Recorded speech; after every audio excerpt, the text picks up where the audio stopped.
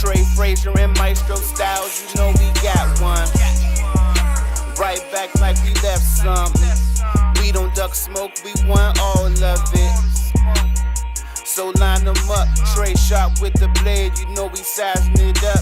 I'm quick to catch the fade, you know Styles making the cut. Cause we coming out clean every time that we showing up. It's gonna be called The Barbershop.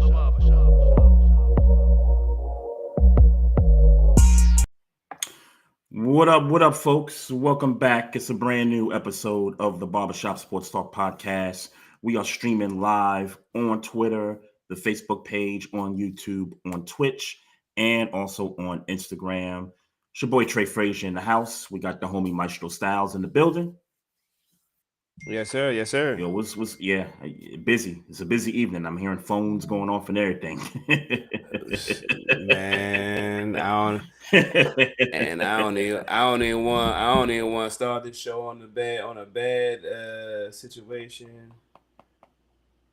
Okay, all right. I ain't worried about that. I'm about to say, but you gotta, if ain't nobody get hurt, it's not an emergency. So we can keep the show rolling. What's good though? What's how you feeling?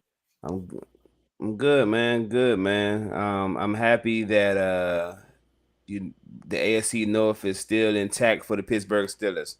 Oh, I'm sure you are, bro. They didn't even play this weekend, and yeah, man. 0 for 3 in the division this weekend. For sure, Yeah, man. Yes, for sure, man. Good job, Browns, Bengals, and Ravens, man. Speaking of which, we got a Browns fan coming through in about, I'd say, 15 minutes. Chef Zae is a contributor for Roundtable Sports, which you could find on YouTube and also on Twitter as well. Longtime Browns fan. Check them out on a few episodes. They do roundtable episodes for each division, and he's one of the contributors on the AFC North side representing the Browns and all that good stuff. So we'll chat with him when he gets in. A lot of news regarding the Browns breaking earlier today, and really the division for that matter. A lot of stuff going on within the division for sure. But let me give a couple quick shout outs, man, and then I'll rip my team as deservedly they need to be ripped. Rest in peace to Arthur Jones, former defensive end for the Ravens, during the Super Bowl run we had in 2012. Also the brother of Chandler Jones, who also played in the NFL for the Patriots, and brother of John Jones, the UFC fighter. Okay. Yeah. Just suddenly, got the news over the weekend. Not good. He was too young, 39 years old. Shouts out to the family, to the Jones clan and everybody. Rest in peace for sure. And then For sure. another person that we lost within the Ravens flock. Rest in peace to Captain Defense, who was a fan favorite of the Ravens. I've never met him personally. Of all the games that I've gone to, I've heard of him, but never really had a chance to meet with him. But if you talk to people like the NFL chick, Trippy, and a few others within the fan base, they'll tell you that he was one cool dude, would rally the team's defense and rally, the team overall at the games and all that good stuff. So just want to give my shots out to a fan favorite legend within the Ravens flock. Rest in peace to Captain Defense. For sure. And now for this team's performance. It's really nothing much to say. Going in, we knew what the injured list was going to be. We knew Lamar Jackson was not going to start. I think the biggest surprise was seeing Kyle Hamilton on that injured list. So he sat along with the likes of Patrick Ricard, who really hasn't played yet, which is kind of gone a bit under notice. But Ricard is out. You got like 7 different, Pro Bowlers: Marlon Humphrey, Kyle Van Noy returned to the lineup, but I mean, the bulk of these guys missed this game, and I ain't gonna hold you, bro. I just knew what was gonna happen. I'm sitting there, got the game on. Kids is right here. Debbie's sitting, and I'm letting them know, like, look, this gonna get bad, y'all. Like, the Texans, while the Texans have been struggling, this first quarter of the season, this was their get right on offense game, and quite frankly, it's everybody's get right offense game whenever they see us on the schedule. So, look, I'm not surprised, but I think I think with the amount of people that was out, the stars that were missing in this game, and the results and how they looked on the field, it's time, bro. Harbaugh, you gotta get your ass up out of here, man. It's time, man. It's time, Damn. bro. Like, look, I remember 2015 when niggas was injured all over the place and they had a 5-11 record. Dudes was still fighting, like dudes was still putting in effort, even in those games. Like the guys that were part of the depth chart and the guys that stepped in and kind of had to play, like at least you saw some fight that year. At least those dudes played for him. On Sunday, ain't nobody play for him, man. Ain't nobody play for this dude, bro. It's time, man. I don't know. I don't know how they're going about this as we approach midseason. I see they traded off Oway to the Chargers earlier today for another safety, and it's like, God, like how many safeties do we need at this point, right? I mean, how about get me a pass rusher or something if you're gonna ship off Oway? But that's another conversation for another day. 1-4. I know people still got his favorites, but it ain't looking good, bro. It's time. It's time for Harbaugh, man. It's time. I'm not while I enjoy the turmoil and things that are going on in Baltimore, I've never really been a super fan of really firing coaches mid-season. Firing John Harbaugh in your mind would do what? Now, I didn't say fire him mid-season. I didn't say all that. I'm saying this is it. Okay. Yeah. I'm saying this is the year. This should be the final year for John Harbaugh and whoever else on the staff got to go. Look, Zach Orr, you got to go, bro. Todd Monken, while most of this is not your fault, if Harbaugh go and Zach Orr go, chances are you gonna be out the door too. So,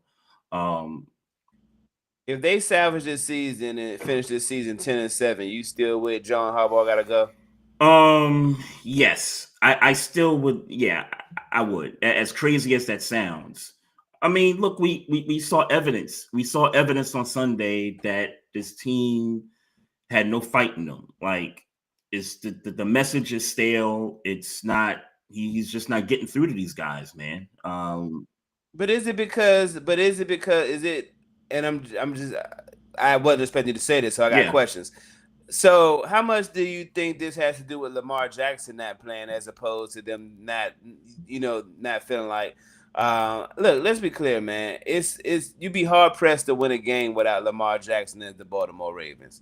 And I know, and I feel like you was a little more confident going into this game, like y'all should be able to get a win against the Texans without Lamar Jackson. Obviously, that wasn't the case, but like I tend to think that the Ravens go as Lamar Jackson goes, and I don't think John Harbaugh. I ain't gonna say he has nothing to do with it, but I don't think he's the end all be all for the Baltimore Ravens. I think it's Lamar Jackson, and I think as long as Lamar Jackson is happy with the coach, and I don't know if he is or isn't, right? But if he's happy with the coach, then you would think that John Harbaugh should be able to stay.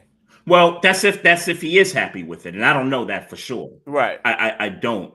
But and you've kind of alluded to it. I've alluded to it, for months now. It seems like this team goes under the leadership of Lamar Jackson. Now, when we talk about leadership with Lamar Jackson, it's more leading by example versus like what a Ray Lewis would do in terms of leadership, whereas he would get the guys pumped up. He would talk and, pregame stuff and all that stuff. That's not Lamar Jackson. And so I think you could point another finger at somebody else here. Eric DaCosta, you could kind of point to him also because, for years, we've been talking about the lack of pass rush on this team, and draft after draft after draft is always somebody in the secondary, or it's somebody on the defensive line that's not really truly a star edge rusher. So I was hoping Mike Green would be able to do that, but it seemed like they got him dropping back in coverage more than they do going after the passer. So you could point to Eric DaCosta also in the way of how they're trying to build this defense up, because one thing that's been constant through 5 games is the defense is some trash. Like that's the one unit that's been the constant, through these 5 games. And we went through the same thing last year. They made a couple adjustments. They put Kyle Hamilton in his normal spot, and everything seemed to kind of, change just like that. I don't know what you do now, because, we'll get these guys back at some point. Nobody other than Matabike is out for the season. We're going to get some of these guys back, but y'all got to figure out something schematically here if y'all really trying to, make a run here. Look, Dolphins on the schedule, Bears, Vikings, Cleveland again, Cincinnati 2 times, like the Jets, New England. Does that really seem like a terrible schedule, though? No, I'm not. I wasn't listing those teams off to say we got a gauntlet coming up. I'm saying, hey, these are some winnable games after the Rams game and after the bye week that are coming up, that we can get these guys healthy again, that we can go on a run here. But if in order for that to change, there's got to be some change in the way they're calling this defense and in the way that they're putting these guys in positions to succeed. You didn't see none of this stuff the first 5 weeks. So, this defense was trash with these guys in the lineup. Without these guys on Sunday, you saw what you saw. 44 points by a Texans team that was averaging 16 points through the first 4 games of their season. So, yeah, man. If there's hope, if there is hope for this team, man, it's getting these guys back, and you got to change something schematically. I tell you what, Rams come to town on Sunday. That's a predicted L by many people. And then the bye week comes. Usually the bye week is where you start seeing like coaching changes just on a coordinator level, not, so much head coach in this situation. But I think you start to hear something and maybe they will make a change in terms of coordinator. Like Chuck Pagano was in the building as some kind of consultant. They might make Chuck Pagano either call plays and, keep his title, or they just might relieve Orr of his duties and just say, hey, Pagano, this your defense. You make it work. Because that's similar. They've done that, but that's what they did last year. With Pease. Kind of turned it around with Dean Pease, yeah. With Dean Pease, okay, yeah. Dean Pease came in. He was sort of like a consultant. They didn't give him the coordinator title, but they gave him a consultant, position, and kind of helped Orr throughout that, mid to second half of the year. So same thing going to have to apply here, to be honest, if they want to make something happen. If you gotta do that, then he don't. I get it. I can respect Baltimore trying to, raise up a young coordinator, but again, y'all in a Super Bowl. Y'all supposed to be in a Super Bowl window, right? And y'all are pissing away years, right. So, hey, man, y'all better figure out something real quick, man. Hey, look, if they don't care, why should I care? You and I, we were texting a little bit. During the game, I said, look, man, there's other stuff I could be watching on TV right now. Like, if this the product they're going to put out there without any effort, like, look, if you're going to take belt to ass, at least give some effort. Like, at least, make some tackles or something. Like, you got Nick Chubb, washed up Nick Chubb running for 30-something yards down the sideline. It's like, come on, y'all. Like, at least give me some more effort than that. Act like y'all want to play or something. But to me, it's more about these guys. I think the message from the coach is just not there anymore, bro. So is it feasible to fire him? Would you be mad if John Harbaugh was fired during the bye week? Would I be mad? No, I wouldn't be mad. I just know for a fact that they're not going to do that. They're not going to do that. I agree they're not. But hypothetically, if they did hypothetically, I wouldn't be upset at it. You're also saying you're punting on the season, which okay, maybe you get somebody in there that know what the hell they doing, and that also means more changes are going to come, whether that's right. Because I was getting ready to say, because who would you make an interim? Who would you? You wouldn't make Zach Orr. So would you make Monken the interim? No, I mean, you kind of. I ain't gonna say you wouldn't have. Pagano's in the building. Man, Pagano's got head coaching experience. Successful, right? Successful head coaching experience, by the way. So, if there had to be a situation where they would, pluck an interim from the staff, it would be Pagano. And that may not make people in the building happy with, people that have, kind of been there, longer than he has. But Pagano, this is his second stint here too. He was a DC here before. So y'all gonna have to suck that up and, pause. Y'all gonna have to, get over that and, ride with it. So, but hey, man, it is what it is, man. The NFL is different this year, man. We got some surprises, man. This Jaguars. Watch that game last night, man. But I mean, and you called it, but they didn't win. They didn't necessarily win because they were so dominant. I mean, let's be clear. I mean, he made 2 good throws in that last drive, which were the 2 best throws he made all game, and he stumbled into the end zone. Yeah, I mean, a win is a win. The motto: a win is a win. But I mean, we're not gonna sit here and act like. I get it, they 4-1, all that, but we're not about to sit here and act like all of a sudden. I guess here's the thing. In the AFC South, I mean, it's the AFC South. The Colts are there, Jacksonville's obviously there magically, and you kind of can't this has magically become a competitive division. Where nobody didn't really, or let me say, we didn't see it being a competitive division. But outside of that, man, sure, it's a division run, it's a division competition, but I mean, we don't see any of these teams being AFC championship worthy, or do we? Go ahead and say the Colts. I was gonna say, I think so. Here's the difference, and I'm gonna let Zae get up in here. I see him in the bullpen. So the difference to me between Jacksonville and the Colts, they're 4-1.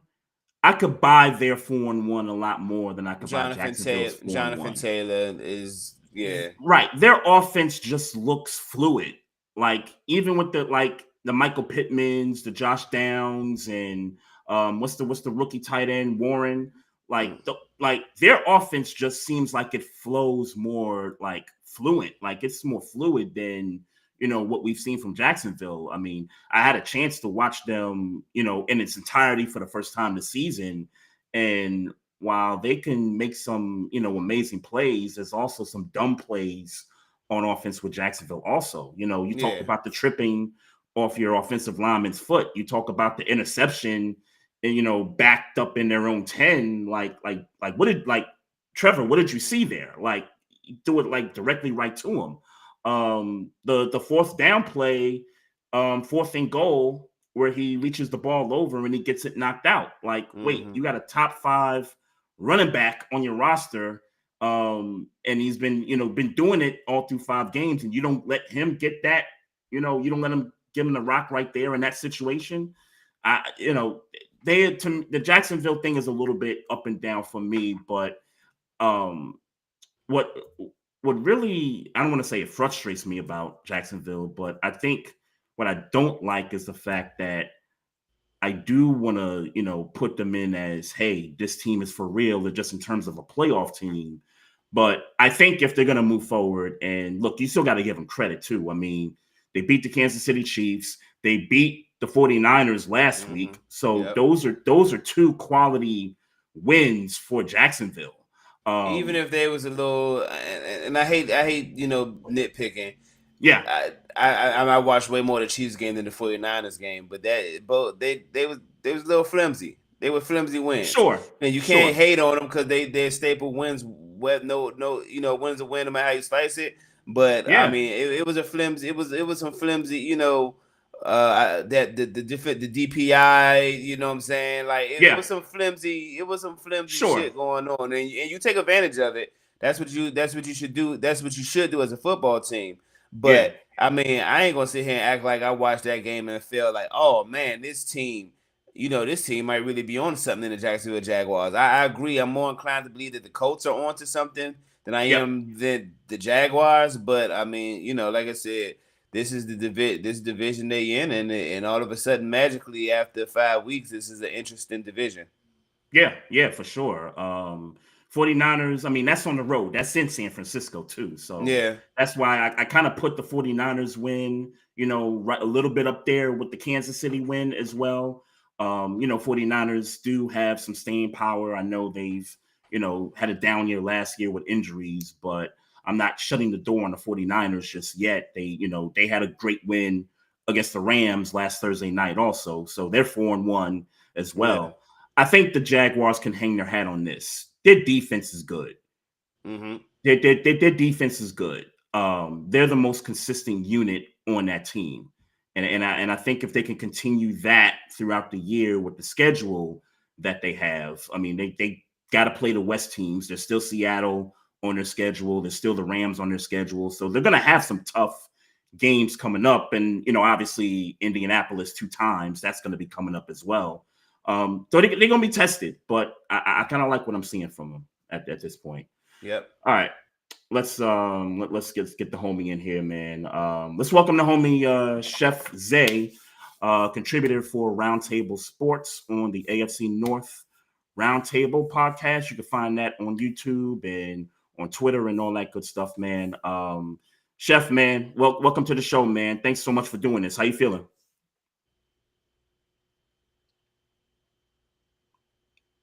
Do we got some sound issues? Yeah. I was about to say we couldn't hear him. Yeah. Yeah. Maybe it's Mike. I couldn't. Mike or Cam or whatever audio stuff going on there. But yep. We should be good. We good now? Yeah, I can hear you now. Yep, we can hear you. Now where the heck my camera go? Oh, there we go. There you go. Yeah, all right. How y'all feeling, man? How y'all feeling? I appreciate you for having me. Yes, all good. All good, man. We got to start with some news in the North. Hold on. Nah, keep talking because I don't like when AFC North people come on here. I gotta get right. Give me 2 seconds. I know what he about to do. I know what he about to do. Give me 2 seconds. I know what he about to do. Black and yellow off the screen. I don't like being unprepared. He about to when get AFC North people come on the pod. I don't like that shit. I gotta get right. That shitty towel, man. I was gonna say I gotta toilet paper. I gotta get right. You feel me? I don't even want y'all to see my face no more. You just need to see terrible towel all through. You know what I mean? I just didn't let it be known. I was gonna say, well, you know what's what going on. Well, you know what I could do there. Nah, you can't. Nah, I ain't gonna do that. I ain't gonna do that. I ain't gonna do that to you. I ain't gonna do that to you. What's it over here, my little? What's going on? Pit of misery. Man. Hey, y'all look good where y'all at, man. Y'all look good where y'all at. The both of you, quite frankly.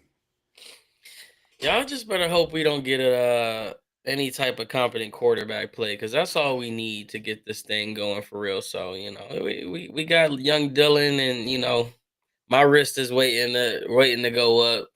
Mm-hmm. So if we can get some mediocre quarterback play, we'll be all right. I like that. I like Judkins though. I'm not gonna hold you. I like Judkins a lot.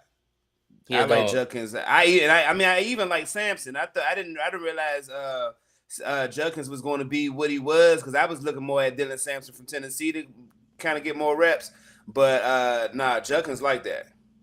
No, he's definitely it's a the big question here was filling Nick Chubb's shoes, and Jerome Ford gets a lot of type of hate for that reason, and to be able to be blessed to be with a running back like Judd is definitely nice, especially with all of the other juggling factors that are surrounding the Browns right now. So if Kevin Stefanski could just wake up and start feeding him the ball a little bit more, I think his game plan would be a lot more easier. Well, speaking of that, talk about the game against Minnesota on Sunday, because I didn't watch much of it, but I heard a couple of good things about Dylan Gabriel and his play, a couple touchdown passes, a tight game all the way through, but Minnesota kind of got the last laugh on y'all. Just kind of talk about how you felt about his performance, and do you think it warrants him going for several more weeks if he keeps his play up? I mean, I'm a Browns fan before I am player fan. There's a lot of portion of the fan base right now that's strictly Shador fans that only want to see Shador, and it doesn't matter how they get there. Yeah. Whereas I want to see Shador, but I'm also a little optimistic about Dylan Gabriel. There's certain things where he showed types of dog-esque stuff where his little slick comments and the way that he carries himself, and you think about the storm that is right now, knowing that they just traded Joe Flacco, so 12 is right there. Any incomplete pass, any interception, like if you can weather this type of storm, that says a lot about the person that you are. It says a lot about the quarterback that you are. So I'm optimistic in that route. Now, in terms of the game, he looked okay. It wasn't anything that flashed. It wasn't like when Baker Mayfield came into the game versus the Jets and lit it up, and you were like, oh my God, this is the dude. But he also, like some of the passes, the things that really pissed me off was that anything past 10 yards was just not, it wasn't it. Like you couldn't make those throws. And I expect an NFL quarterback or a guy that you handpicked and that you love so much that you set up to succeed to be able to go out there and make those throws. And the fact that you couldn't do that on any of them, that's concerning to me. So I'm definitely, I'm on the train where you've got this stretch of football here where you can string together some wins. We should be able to see flashes of what Dylan Gabriel can really do against the Jets, against the Dolphins. I'm trying to think who's the other. There's one more other team, the Patriots. You should be able to see something in those games. And if you don't, that says a lot about Dylan Gabriel, and it also says a lot about Kevin Stefanski, which is the main key factor in all of this is Kevin Stefanski. So time will tell on what Dylan Gabriel can be, but my big thing is you ran a quarterback out because he was mediocre or he was a game manager because you were searching for that superstar. And Dylan Gabriel has shown zero flashes of that thing that they were chasing. And we're watching the guy that they replaced, be a top 5 quarterback in the league right now. So I don't think we should settle. If it ain't it, it ain't it. I'm not interested in game managers. I'm not interested in, he can handle the offense. I want the real deal because we moved on from what we thought was a game manager. Who is the real deal now? Yeah. So what was your thoughts in the draft, drafting Dylan Gabriel and then Shador Sanders? I mean, nobody saw Dylan Gabriel being drafted there. So obviously it was a big question mark, but I wasn't expecting them to draft Shador Sanders there. I think nobody was really expecting Shador after the first and second round went by. I think we kind of all put that on the back burner because I was at the casino when that happened, and I'm like, is my phone broke? Like, we just drafted Shador. Like, I wasn't even tuned in at that point, so it was weird, but not out of the realm. I mean, you think back a few years ago, Hugh Jackson told us to trust in Cody Kessler from the third round, so it definitely was very familiar. Man, that's a blast from the past, Cody Kessler. Yeah. Damn. I forgot that nigga existed. Yeah, facts. Good old trust me. That's what Hugh Jackson told me. Trust me on this pick. So Yeah. that's what it feels like. Trust me. And I don't trust Kevin Stefanski to develop any type of player, honestly. Wow. Wow. That's saying something given, and look, this is just my opinion, but, being a fan of the Ravens and watching the Browns for so many years, to me, he's been the best coach since y'all came back to formation in 99, in my opinion. That's not a hard bar, though. Yeah. Sure. I get it. No, I get it. I totally understand. 2 playoff appearances, actually beat the Steelers, that one year with Baker at the helm. But I think his offenses are good when he's got the right quarterback in there. Like when Joe came in, Joe had them 6 games to end out the season. But then it all kind of, crashed and burned at the end there. And then, these 5 games that y'all have already played, I've already, given up on Flacco, obviously, making them, get shipped off to Cincinnati, which is kind of like Maestro, you know what that reminded me of? It reminded me of when McNabb got traded to the Redskins, from Philly. Yeah. Trading within the division, and, you kind of get one team is like, we don't care. We're not a threat. See, I think the difference is that, and me and you've been saying this for years, Joe Flacco just ain't it. Like, he ain't been it. Yeah. He is a serviceable backup quarterback. That's what he is. A backup quarterback. A guy who's supposed to come in when their starter is gone. God forbid, he can give you 3 good games. He might even go off on one game. But he's a backup quarterback. If he got to play longer than 6 games, them old ways them bones get old. Them bones get old. He don't want to play. He don't want to have to play much longer. And I think Cleveland. I think Cleveland knew that. We said it when they picked him up. We knew. Okay, they're clearly drafting a quarterback. They're gonna let this dude play because he's the more experienced. And then, I thought Shador would be the person coming in, not Dylan Gabriel. But here we are. Yeah,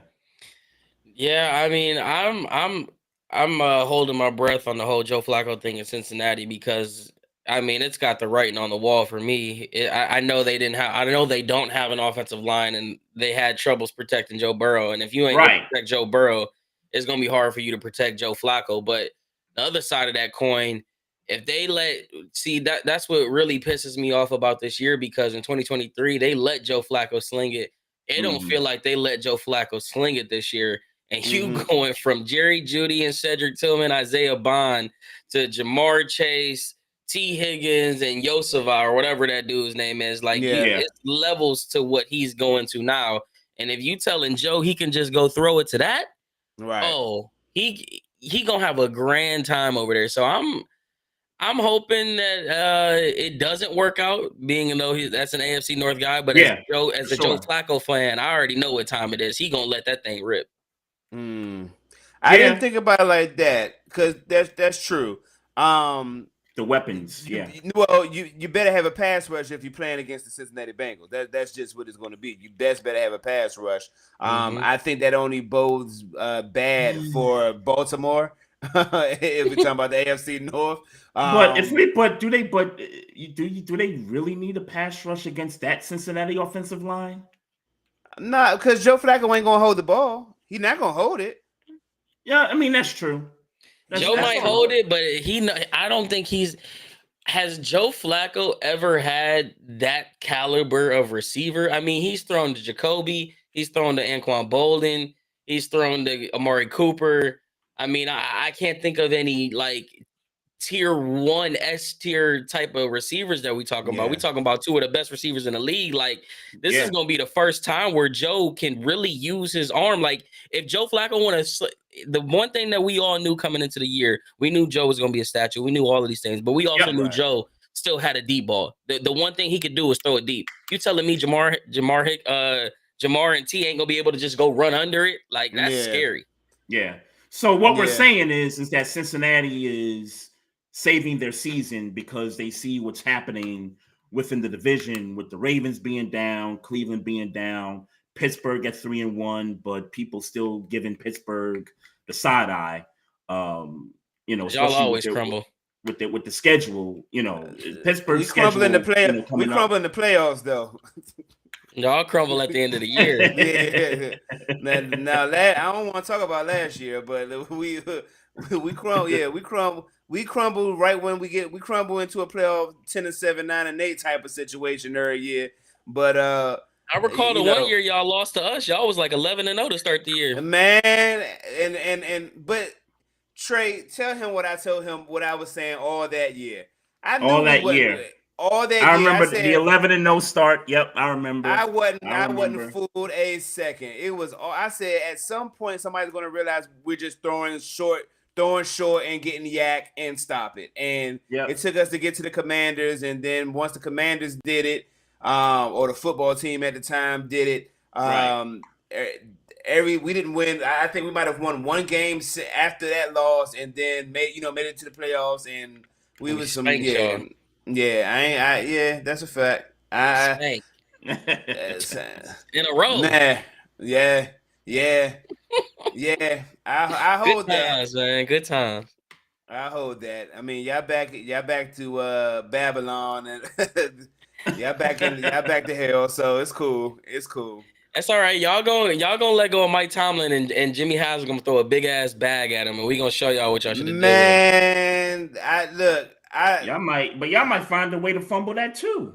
Or we take Harbaugh. One of y'all, we might get one of y'all coaches. I got a feeling that's gonna happen. You can have Harbaugh. He just got finished. He just got finished saying he's done with Harbaugh. You can have Harbaugh at this point, bro. I mean, at this point, we need a new voice. I don't care who it is at this point. Like the message is stale here.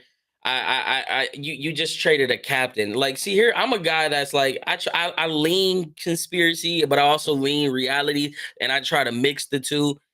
Man, you can't tell me you go from Myles Garrett dog walking your entire city through the mud on Super Bowl radio. You convince him to stay back. You bring back Joe Flacco. You do all these things.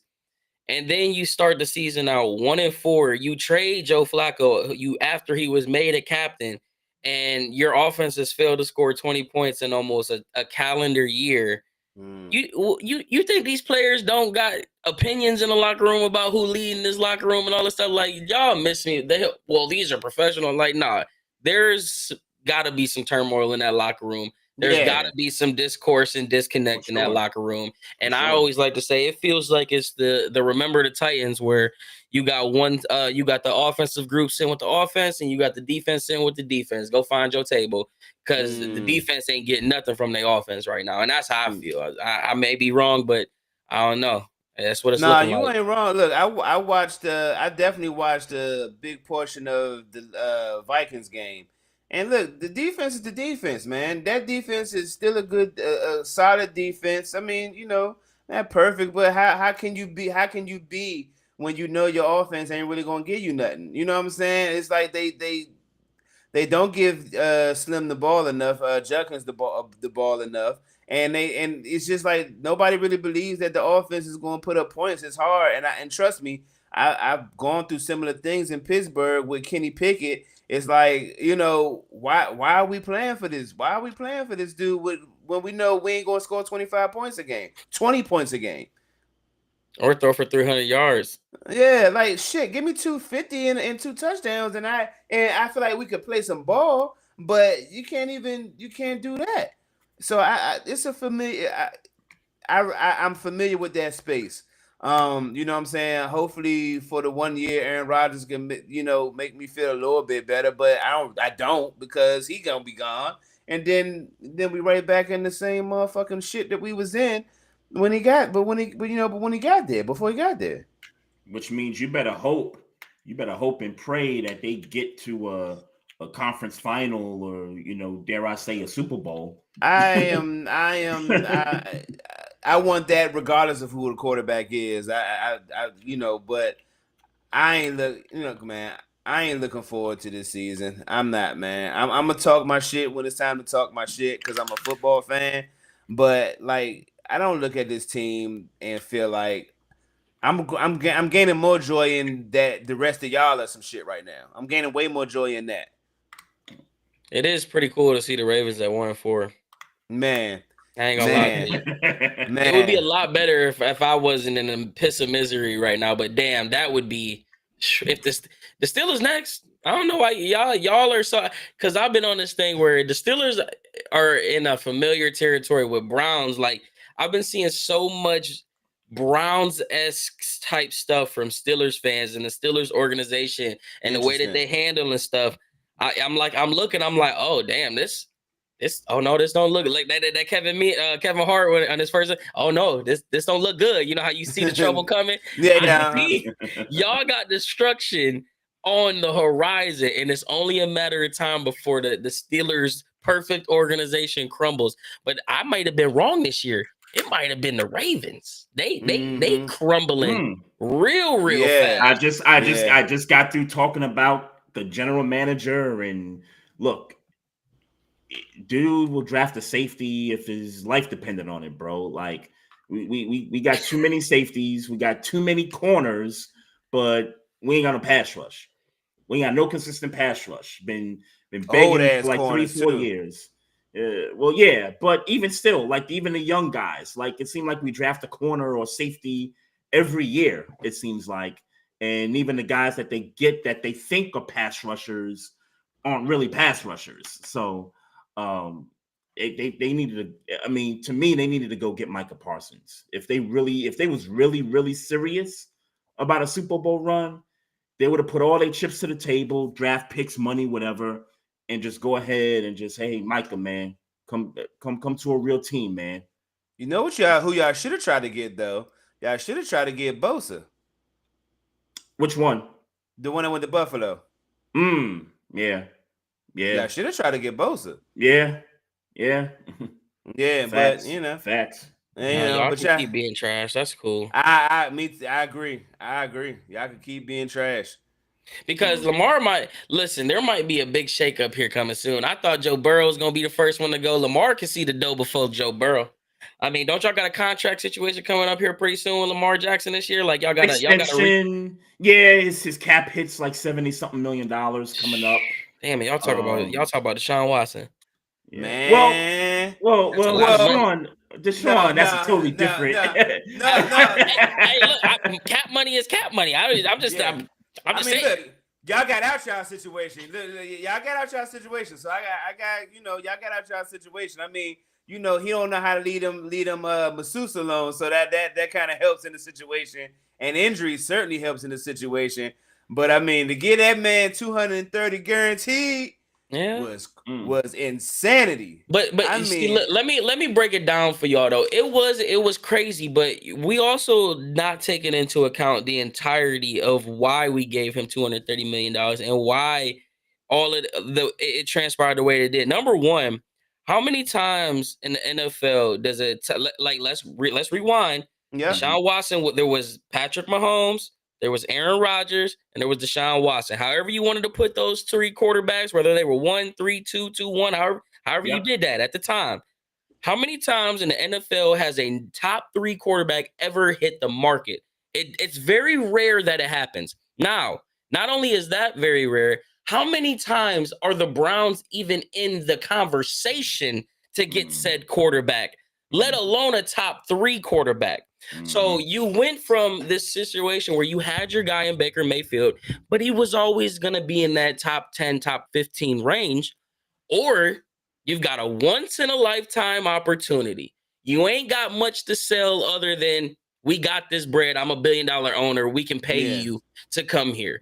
So I always say it was the right move, but it was the poorly executed. The move was right. If I go back in time, I'm still making the move 100 out of 100 times because Deshaun Watson was a top 3 quarterback in the league. Which he was at the time. Coming off a 5,000-yard season.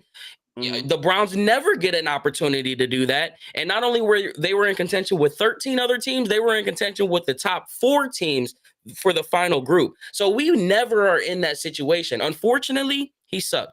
And we paid him $230 million. So it looks bad. But the Browns never, ever, ever get a chance to be at that table. And I don't fault them for being at that table when they had an opportunity to.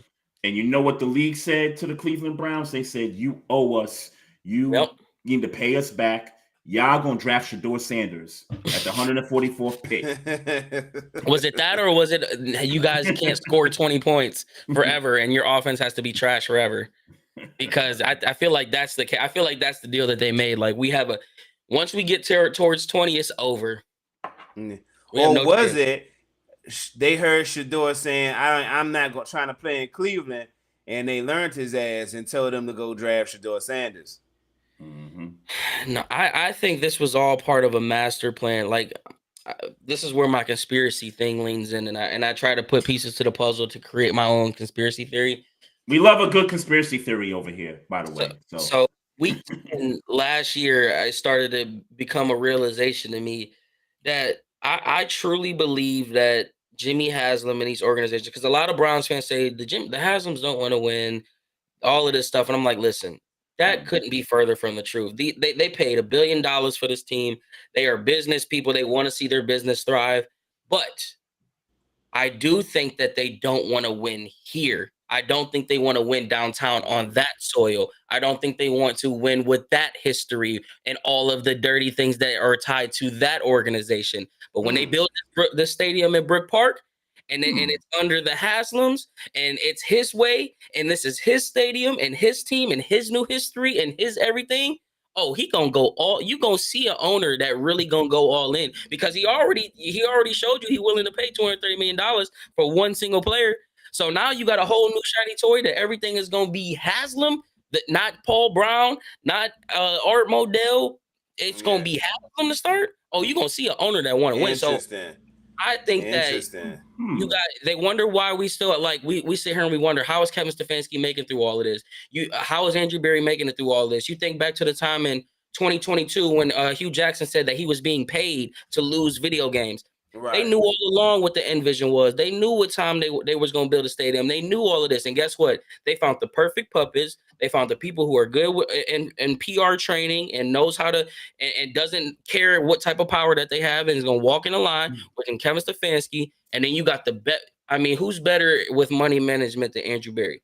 You can go through a lot of people. He's found a way to finesse. Every time they say Browns ain't got no money, somehow, some way, we come up with some bread. So you've got the perfect formula to drag this thing. All you gotta do is tread water, and then once you get to Brook Park, now you can go ahead and do it. So that's my theory behind it. They doing all this shit until they get to the new stadium, and then they gonna turn up. That's how I feel like. That is a very optimistic theory. But riddle me this though. So, and I visited Cleveland one time, and that was for one day. What's the drive from, you said Brook Park, Ohio? It's like 10, 15 minutes. It's not that far. Okay, because see, I've always had this conspiracy theory, and I've used the Brave Stadium in Atlanta as an example, where they don't want black people going to the games. And, black folk love to take the train, bus, whatever, public transportation to these stadiums versus, driving and trying to find parking and stuff. So I look at this Cleveland situation, and it's like, what's wrong with downtown? Like, that's where most of the folks, want to be at, downtown. But instead, you packing up and leaving the inner city to go outside in the suburb where, folks that used to, and I get it. And I get the reason why. Money in it, money in a thing. I get it.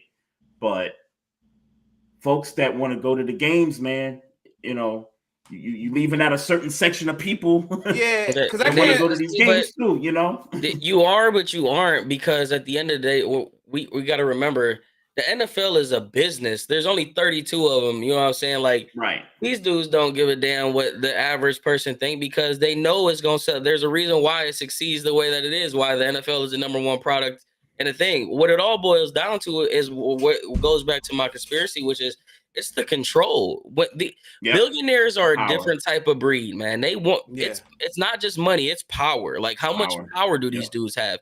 He don't own, he ain't getting paid for none of the parking. You got different, all these different areas that are being tailgated. You got there isn't any like building stuff. Like the thing that they're building in Brook Park is all gonna be the Haslam. So the new housing developments that are going to be down there, the hotels that are going to be down there, the parking that's going to be down there, the neighborhood stuff that surrounds it, all of that stuff, they gonna get a piece of all of that. So so if they could have found a way to get a piece, I think, of all of everything down here, I'm sure they probably would have made it work. But billionaires got money to do billionaire things. So this is a product of that, and this is their flexing their power. Oh yeah, look, the opportunity to host the Final Four in your city for the first time. Yeah, look, I wouldn't pass up on that either. With I guess it's a dome stadium, right? It's gonna be dome with like it's like a clear. It's gonna be like a transparent ceiling. They about to get a couple Final Fours in the next 5 years. WrestleMania, Taylor Swift, all of that. Yeah, for sure. And then that's why I think you think about how the league does. This is where I think the Browns could be really good, because just think about this. You put in $1 billion facility into the NFL. You're bringing billions of dollars in. We're going to get rewarded with either AFC championship. We're going to get rewarded with something. Think about what LA did. The Rams, you see how they treat these teams. New Orleans had the catastrophe. Next thing you know, they win the Super Bowl. I ain't going down that road. I'm just saying, you look at history along the league and you look at how teams thrive and when they succeed, it's always something that come with it. It's either catastrophe or they added to the community, one or the other. Yeah, the league. I think the league wants y'all to be good though. No, they don't. Because the league would have been good. Yeah, I don't think so. It's been 30 years. If the league wanted us to be good, we would have been good by now. Okay, I've said that about my Knicks for so many years, but you know. But they want the Knicks to be good, but I don't think they want the Browns to be good. I was going to say that the Cowboys are an example of somebody who builds this big stadium, but they get all the attractions, but the only attractions they don't get is NFC championships with Dallas in them. So with the Cowboys in it. But the key with that, Maestro, is that I think there's more owners that don't like Jerry Jones, and I think part of it is because look, think about it. That new stadium they opened up a few years ago, they got the Super Bowl. Your team played in that Super Bowl, in that new building. Yep. They ain't had a Super Bowl since then. It's been what, 15 years? 15 years. Yeah, you would think. I mean, but also a lot of joints came, but a lot of stadiums have opened since then. I mean, Vegas and San Francisco, Minnesota. But San Francisco's getting it this year for the second year. Yeah, but Bay Area, but we know Bay Area. Nah, not more than Dallas, neither though. But that's what I'm saying. I would wonder what people would consider to be more profitable between nowadays between Dallas and in San Francisco, because I guess the NBA Dallas is a bigger market. Dallas is a bigger. I would assume so.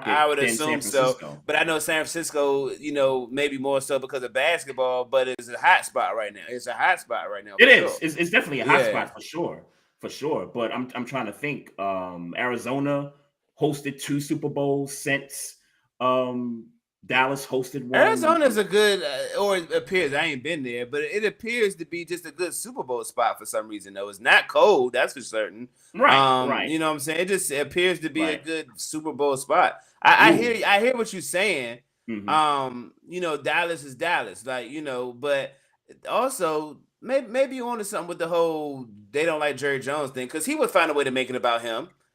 Yeah, for sure. He'd find it's a product of the old school. Like, there's an old school way of doing things, and old school gonna play old school until they die. And unfortunately, Jerry Jones is one of those dudes that just, he gonna play the old school way. They live by a certain rule, they live by a certain code, and he's got enough money to be like, F you, I don't need a Super Bowl.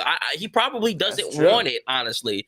So because he's so involved with the Dallas Cowboys and stuff like that, and it probably does rub owners and stuff like that the wrong way because he's not up to the program. So think about this. Think about this. He'll keep the Dallas area away from watching Texans games. So like when the Cowboys don't play in a certain spot, you would think if the Texans got a home game or something like that, you think, okay, it's Texas, is big. I mean, yes, it's a different city, but it's still Texas, right? And you would think there's some Texan fans that want to see their game, but he'll block out Texans games in the Dallas area just for the pettiness of it.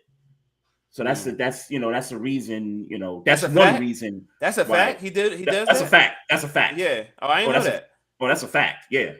Must be nice to have that kind of money. That's a fact for Man, sure. That's a fact you for know sure. how many Baltimore games I cut off in this area if I could. I'm sure you would. Man.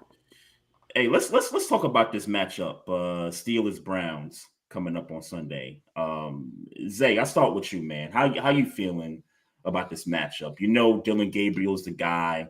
The Steelers, this will be their first look at him, and then the Steelers historically have had their way with rookie quarterbacks. But how you feeling about this one?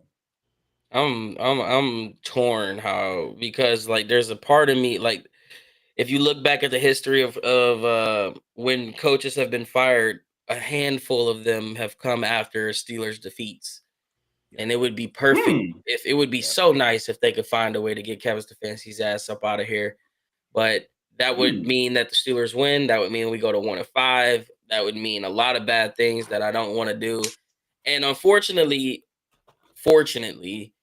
Kevin Stefanski will always, when his feet is at the fire, man, I don't know what it is.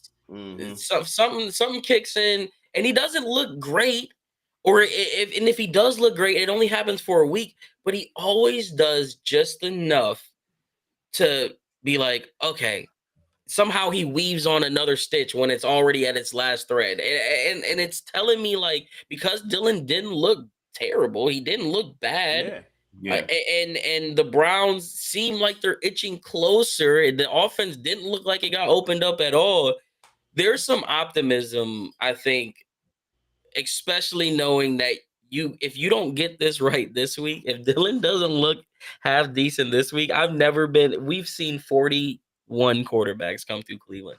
I don't think I've ever been more terrified for a quarterback to come home and play a football game than I am Dylan Gabriel right now, because if he comes home and you lost to the Vikings and you lost to the Steelers and you throw an interception on the first drive or you throw a ball in the dirt, it is going to be hellfire in Sodom and Gomorrah. It's going to be bad. So I'm hoping the young man can do something, but I'm going to be a little optimistic just because feet is at the fire right now. They got to do something or this locker room is really lost. So I think we can pull it out. I really do. I think let me be what's the word I'm looking for? What's the word? Objective. What? There you go. Okay. I thought you were going to say respectful. I thought no. The disrespect is coming, but let me be objective first. In the past few years, we have known to have a little struggle with Njoku for some reason. We are not the best run defense, even though we look decent against Minnesota, but we're not the best run defense right now. And me getting real good eyes on Judkins this past week, that does make me a little concerned. Let me say that. Let me say concerned. And y'all not running the ball that well. Yeah. I mean, what I look forward to is the Browns are extremely aggressive on defense, extremely aggressive. So I'm looking forward to some misdirection and trying to open up the game that way. But let me just say, I was getting ready to say, hey, let's look forward to Shedeur Sanders getting on the field, because we're gonna hurt that little dude. We gonna hurt Gabriel. Gabriel gonna get hurt. And I don't mean injured. I mean like this gonna be bad for him. And this gonna be bad for. I think this gonna be bad for Gabriel. I think it's gonna be bad for Gabriel. But you saying Stefanski, I think this is gonna be bad for Gabriel. But in turn, that might work out for you. I didn't think about Stefanski until you start bringing Stefanski up into, about him being fired. I can see him being benched, and I can see if that's the energy you want. Just muted my mic. My fault. Yeah, I can see Gabriel benched and Stefanski fired by the end of this week. I mean, don't threaten me with a good time, Yeah. I can see it. Yeah, I can see it. But unfortunately, it's not gonna happen. Like, I can see it. I can see it too, but it's definitely not like, the Browns always get clowned for a lot of things, and they go, oh well, they're a quarterback carousel and a head coach carousel, and we're gonna get back to firing, bro. We haven't fired a head coach in over 5 years. We've had continuity. We've actually had continuity. Like, it's might be time to do the thing. People are so scarred from the past 25 years, rightfully so. I get it. But it's like the whole, well, he's the best we ever had, and this and that. And like, these guys are hard-headed, bro. It took Deshaun Watson tearing his Achilles for them to finally be like, yeah, we got to move on and go to Jameis Winston. Like, players wanted to get. When have you ever, answer me this question, have you ever seen an offensive lineman look at their quarterback on the ground after scoring a touchdown and not help them up? Have you ever seen that in your life? That's like 101. Like, usually when your quarterback's on the ground, your offensive linemen are going to come over to you. I watched Deshaun Watson rush for a touchdown versus Jacksonville Jaguars last year. And I watched Joel Patonio. I watched DeJuan Jones. I watched Wyatt Teller look at him on the ground and walk away. Yeah, the last time I can recall, and Trey, you'll remember this moment. Derek Carr, Derek Carr, when he played for the Raiders, said something. I don't remember whatever he said in the press. Something about some personal views, and when I watched that man caught a ass whooping from the Redskins. That's what I was trying to remember. He caught an ass whooping, and it was damn near like that offensive line just moved out the way and let that defensive line hit Derek Carr and do what he wanted to do, and that's the last time I can remember where I said, "Damn, that offensive line," because the offensive line was mainly black, so he must have said some quasi-racial shit. But they let that man run, and the Redskins had their way with Derek Carr. I'll never forget that. We came on the podcast and talked about it. I just don't remember what the hell Derek Carr said, but I remember that's the last time. It was one main play, but they parted like the Red. They parted like the Red Sea. They killed Derek Carr. They killed Derek Carr, and I said, "Damn, I bet he don't say that dumb shit no more." It was a night game. I remember. Yeah, I said, I bet he don't say that dumb shit no more. He had to go in that locker room and do some apologizing, cause they got that man killed. Got the Adam Sandler longest yard treatment. Man, that shit was nasty. That shit was nasty. But yeah, man. If you're gonna make me call the score, Trey, because I knew because I'm here. Go ahead, be disrespectful. Nah, I won't. I'll say we score 27. I say Cleveland scores. I say Cleveland scores. See now. 16. 27-16. Hey, there ain't no way in hell y'all boys putting up 27 on us, man. I refuse. 27. You might though. See, it's gonna be interesting to watch this defense play, because if you start like that was the one thing I was holding my hat on last year. They held out until about week 11, week 12 before you start to see that defense start to tear apart. If they want to make a point, this could get ugly. We could see one of those old-fashioned Willie Parker, Charlie Batch type ass whoopings where it's like, what are we doing? Like, I do not miss. I'm so glad that I'm an influencer now and that there has been respectful Steelers and Ravens fans, because I really hate y'all for real.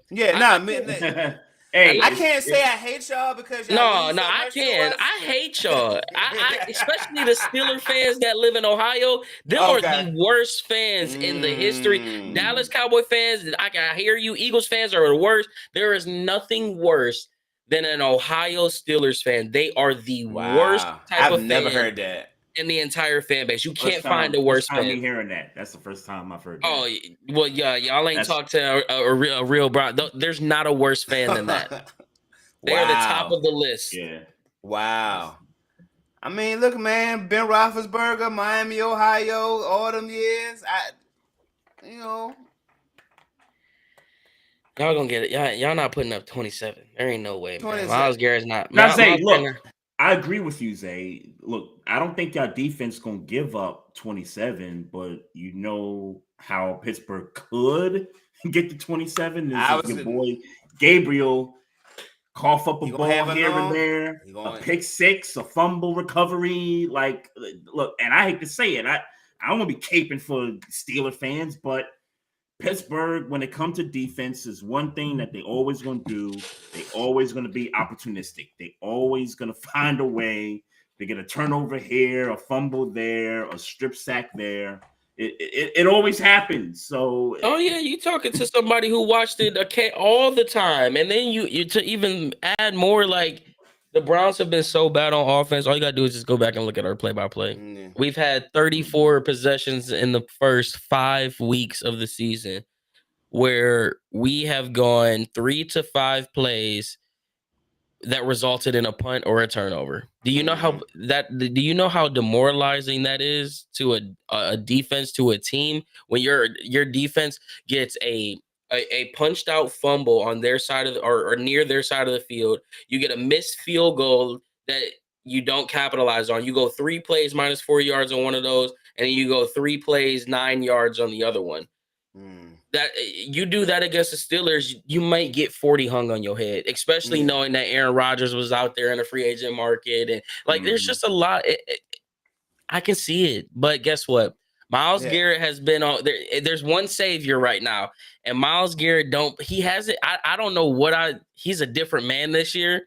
I think he must have went into like the Green Goblin chamber, and he's got an evil side to him now, because I've never seen this side of Myles Garrett.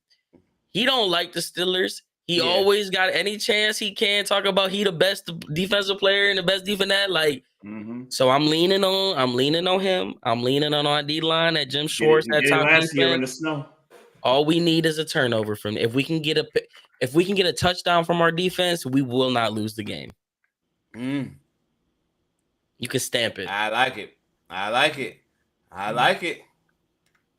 trying to think of the last defensive touchdown. I'm sitting here thinking it was Rodney McLeod versus the Raiders, I believe. Rodney McLeod led our team in touchdowns last year. For like the first 3 weeks of the season.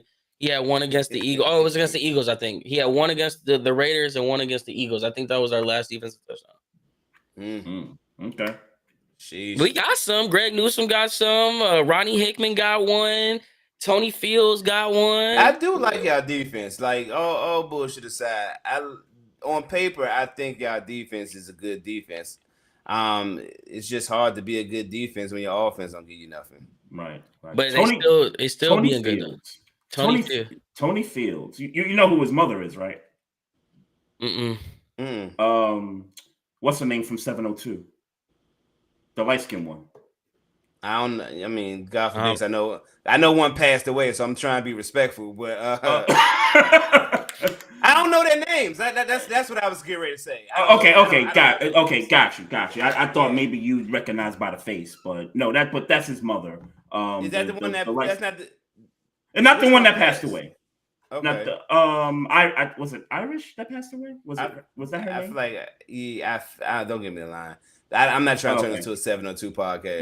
Lamisha is the light-skinned one. She was like the main one. She was the main one. You was like the encyclopedia of just shit.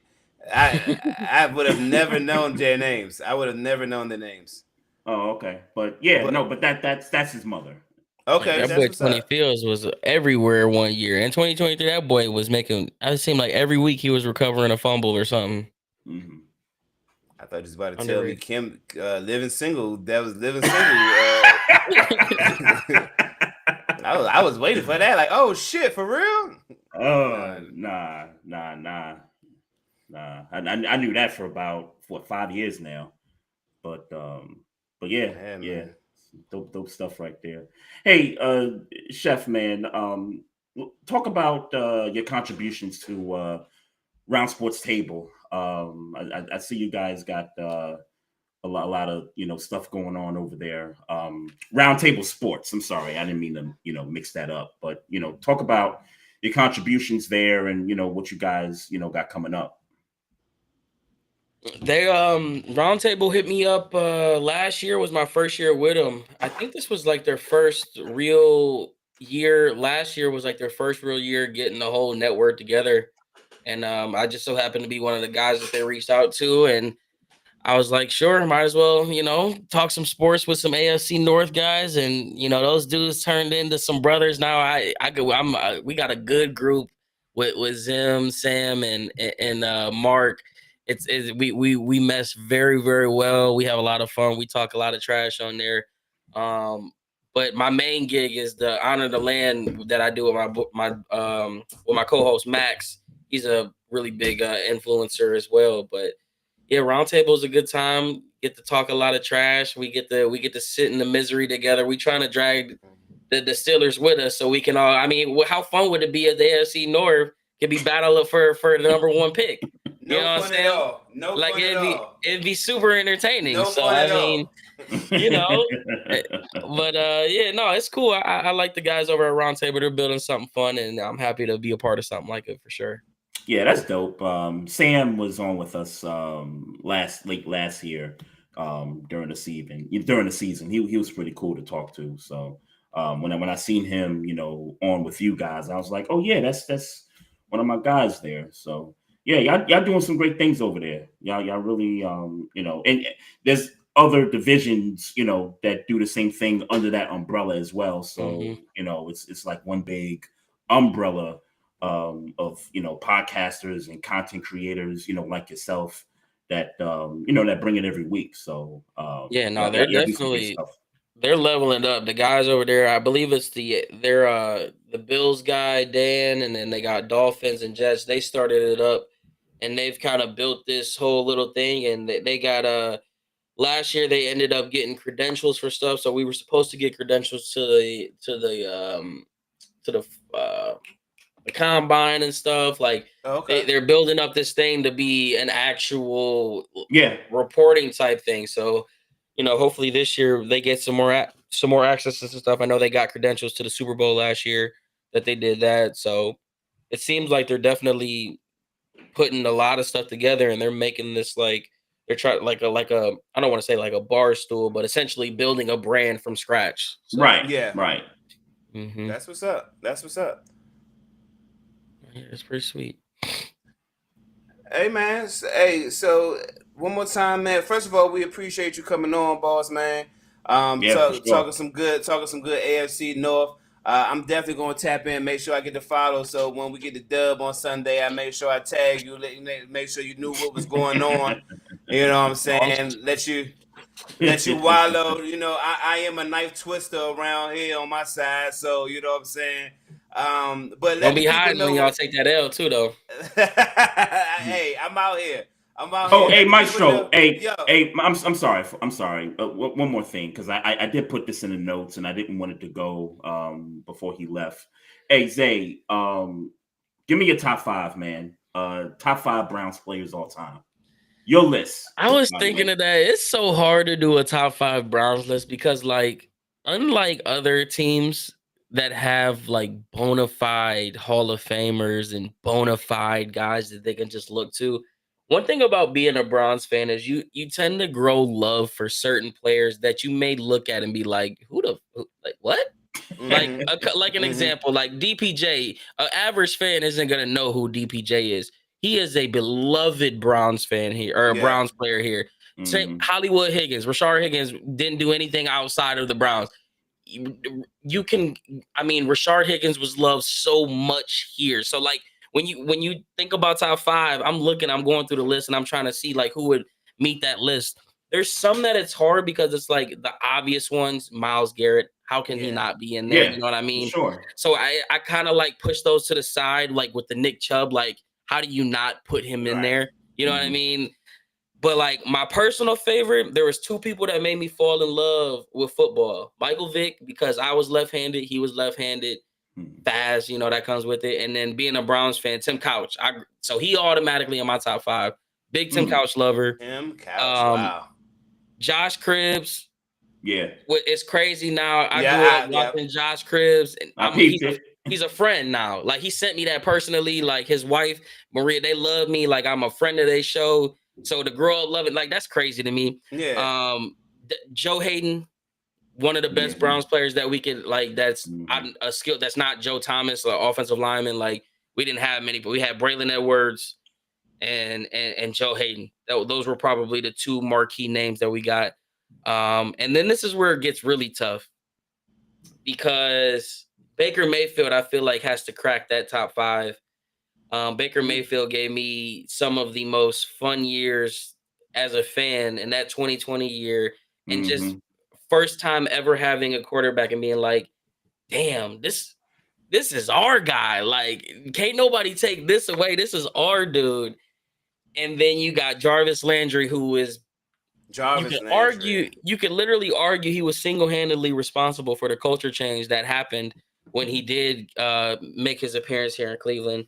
And then I think one guy that has developed into someone who is going to be looked at as a Cleveland legend for the rest of his life, who has embraced the city in ways that I don't think many, or you could probably maybe count on 3 fingers, people that have embraced the city like David Njoku has done.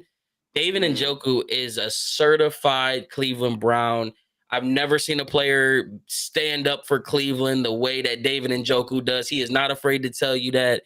And I feel like that in itself is requirements to crack a top 5. So there really isn't 5. It's like a top 7, 16. 8 that you can interchange. And we don't have an Air Reed, we don't have a Ray Lewis, we don't have a Troy Polamalu, Heinz Warder, Ben Roethlisberger. We have guys that we favor. So it's kind of hard for me to put it into 5. So I gave you like 7.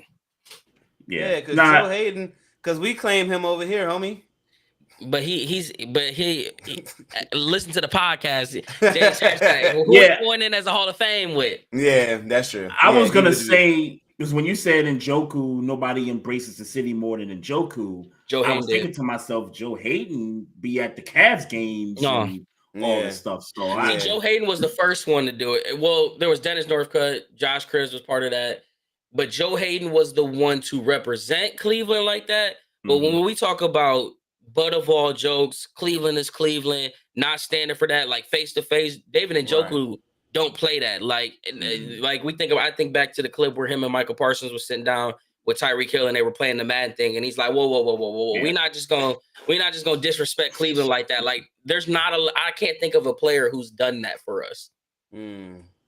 Okay. Respect. I remember Braylon Edwards for certain. I mean, I would never put him in a top 5. I just remember that year with him and I think it was Holcomb at Derek that year. Anderson. Derek Anderson. Okay. Derek Anderson, Kellen Winslow, 16 touchdowns, and I just remember because it was a good fantasy year for me. I might have won. That might have been the only year when we used to do the league, Trey. That might have been the only year I won where Braylon had 16 touchdowns that one year. So that Braylon Edwards definitely sticks out for me. Not that I would put him in the top 5, but I appreciate my victory. Yeah. Braylon would have been in it, but he all he do is talk shit about the Browns like Johnny Manziel do. So he's kind of on my shit list. What about a Josh Gordon? Another, I did miss Josh Gordon. Josh Gordon is another one, but that was also like, I don't want to say we overrate that season, but that was only 1 year. Like, it's hard. We say we like Josh Gordon because of that, because I mean he was the best receiver in the league, but he's not on the same pedestal as these other guys that I named off of, in my opinion. Now, if you talk about talent, he's in the top 5 in terms. He might be number 1 in terms of talent, but right. Yeah, nah. In terms of fan favorites, he probably is more so at the bottom half of the 10, probably closer to 15 range. If I had to guess, I can understand that. For sure. Let the people know where they can find you at. Chef Zae on all platforms, Chef Zae 23, crockpotcle.com, Honor the Land. We go live a couple times a week now during the season, whether it be Monday. Episode usually go on Thursday, covering all Brown stuff. And we're planning on making some I was going to be down in Pittsburgh this week, but another something else came up, so I decided to go that route. But Baltimore already passed. I think I may start trying to travel to some of these second half of the game. So if I'm in your city, keep a lookout. Vegas might happen, Cincy might happen, and we'll see. We'll see what other ones are in the mix. But yeah, All that's where right, you yeah, can that's catch your what's boy. up. That's what's For up. sure, for sure. Hey man, appreciate you. Like I said, I'm gonna shoot you that follow, man, so we can talk shit on Sunday, bro. Hell yeah, boys. I appreciate y'all, man. Yes, sir. All right, Yep. Chef. See you Appreciate guys. you. Appreciate you. It's the homie Chef Zae right there. Roundtable Sports, AFC North Roundtable. Check that out on YouTube. Also, you can follow him on Twitter as well. Just wanted to give a few shout outs before we kind of get into the Mark Sanchez conversation. Yeah, because I'm not gonna lie Maestro. to you. I don't know a lot about what's going on with Mark Sanchez, but I'm sure you've been locked in.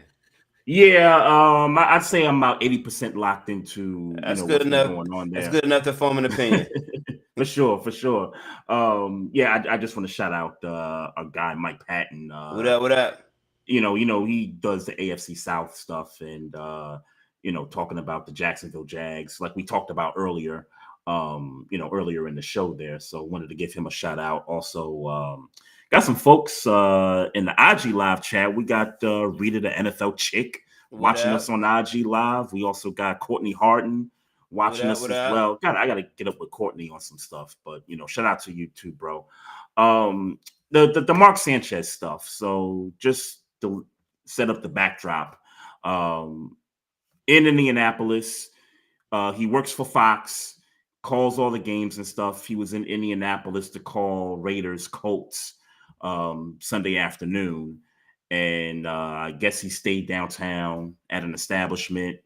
Reports are that he was drunk, walked the street, got into an altercation with a 69-year-old man that was on the job, I guess dropping off some grease oil or something like that for a restaurant. Was parked in the area where allegedly Mark Sanchez told him, hey, yo, you can't park here. One thing led to another. There was a scuffle. Some pepper spray got involved.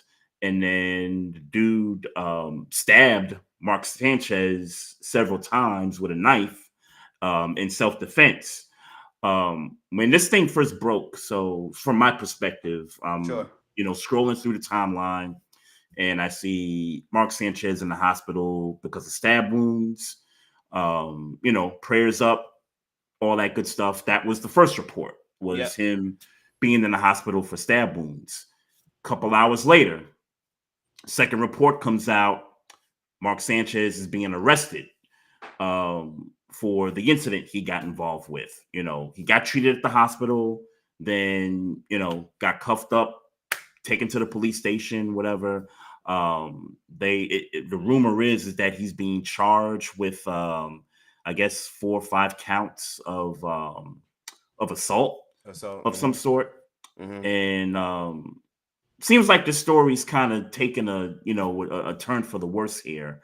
Only a couple of things for me that kind of, I guess, stand out. Number one, you work for Fox on, calling these games, and that's take a break definitely, that's definitely in jeopardy right there. Yeah, you go ahead and take a break on that, player.